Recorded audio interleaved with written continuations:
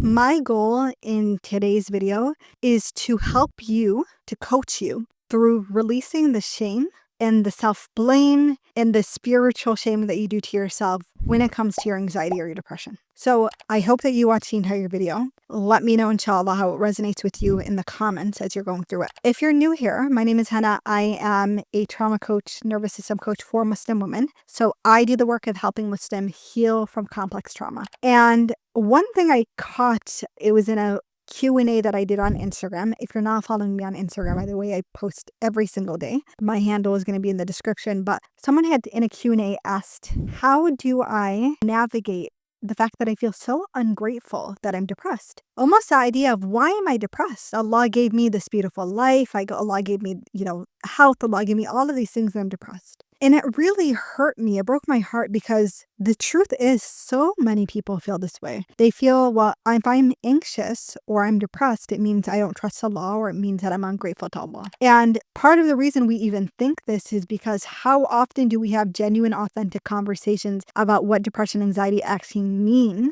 from an Islamic perspective and a spiritual perspective? We don't. I mean, most people who are dealing with anxiety and depression are hiding it. The sad thing is that we seem to think that, there are generations that managed to overcome depression and anxiety. Many people will have parents that say, well, I was never depressed, I was never anxious, and yet they are clinically depressed and anxious. And the thing about it is that I practice medicine, and so I get to see a side of people that most people don't get to see. And honestly, in the Muslim community, people will go to their doctor, right, their medical provider first to get medication to manage their anxiety, depression, before they would ever go to a therapist. And so we tend to see truly what's going on, because most people are just not going to go to a therapist, and that's because of a lot of the stigma we've created.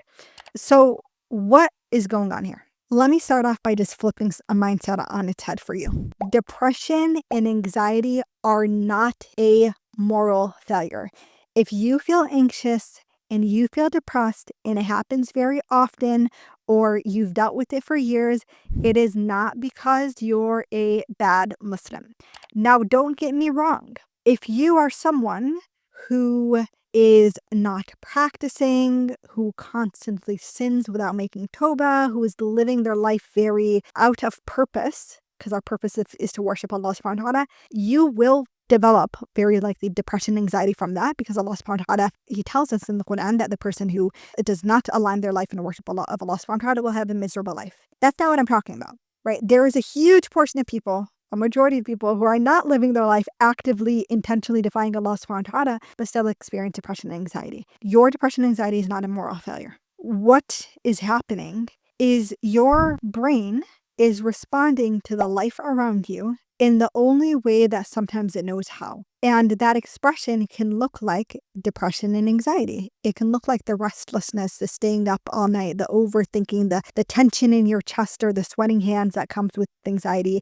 It can look like the limited mindset, the constant, self-deprecation, the sleeping in because you don't feel like the day is worth it, that comes with depression. But that's because your brain never knew another way. And what a lot of people don't talk about is the fact that depression and anxiety, specifically the symptoms and the conditions associated with it, oftentimes have in cluster in families. And this is because of something called epigenetics. So what is epigenetics? Epigenetics is essentially the idea that we all have our DNA, which is a code that, essentially decides how our body will behave and what happens in our body. And there are certain genes that we might have that code for certain mental health conditions, by the way.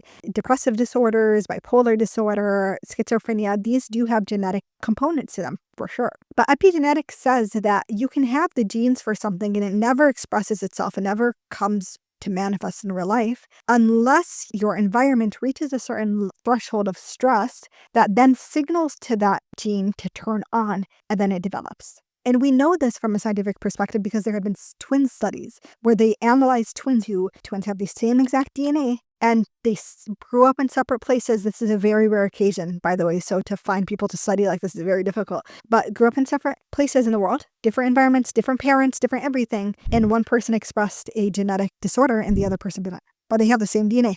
The only difference is their environment. And so if you grew up in a home where the buffers, what we call stress buffers or mental health buffers, never existed, You grew up with a depressed mom, an angry father. Nobody knew how to healthily communicate. Nobody knew how to sit with their emotions.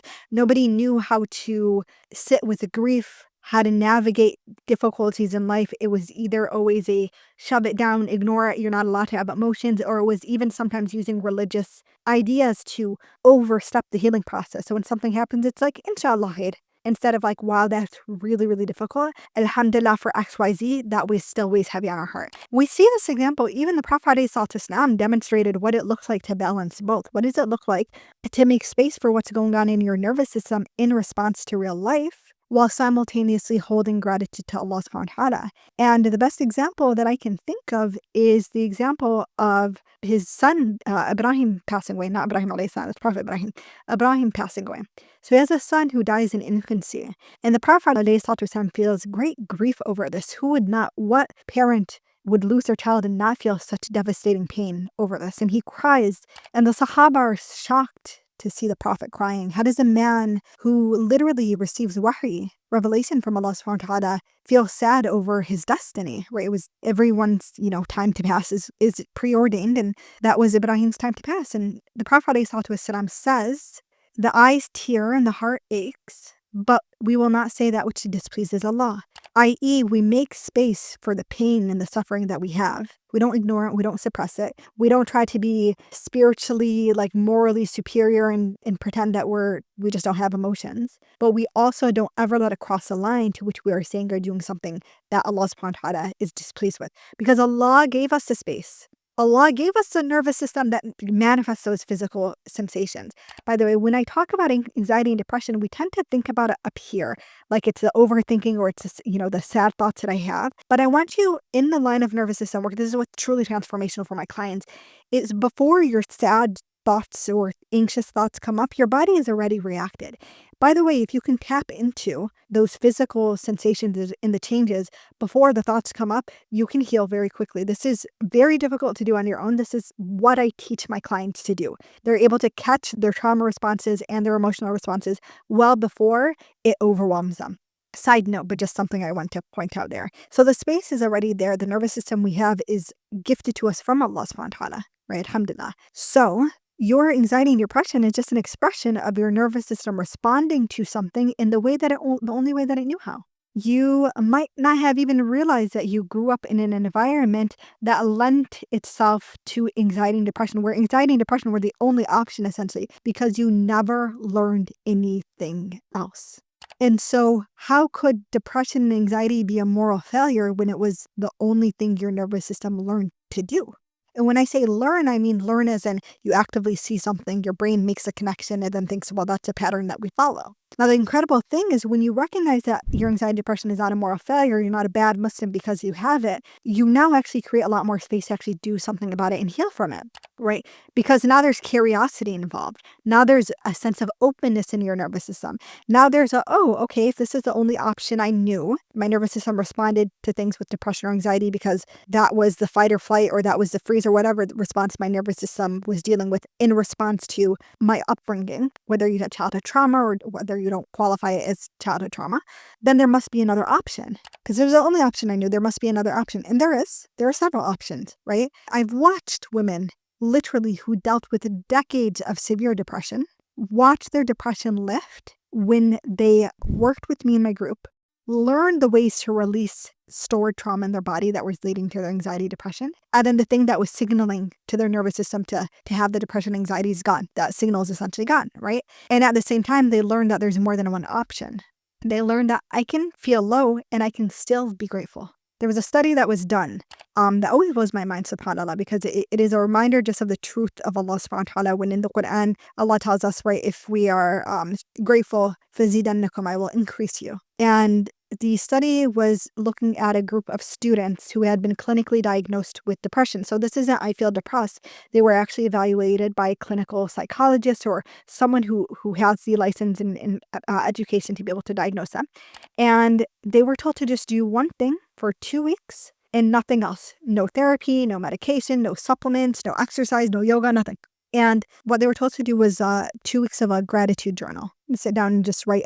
I'm not exactly sure the specifics, but what you're grateful for 2 weeks straight. They reevaluated them and found, I believe, on average, there was a 40% decrease in depressive symptoms by doing nothing but leaning into gratitude. Do you understand how depression and gratitude can exist at the same time? And the gratitude then amends. It distorts the depression a little bit, kind of refines it so that it's like, oh, I can hold space for joy and I can be depressed at the same time. Your nervous system's almost like, well, why then wouldn't we just hold space for more joy and more gratitude? And then the depression starts to lift.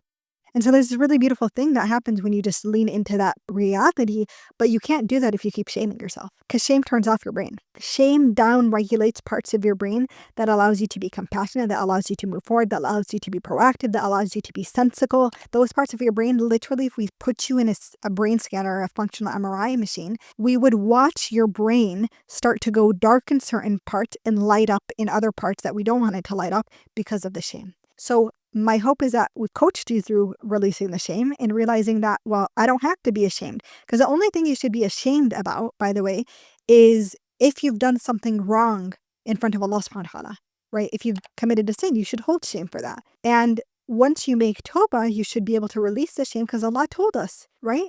O you who have transgressed against themselves. Indeed, Allah forgives all sins, all of them, not a single one left out. So make dua to Him.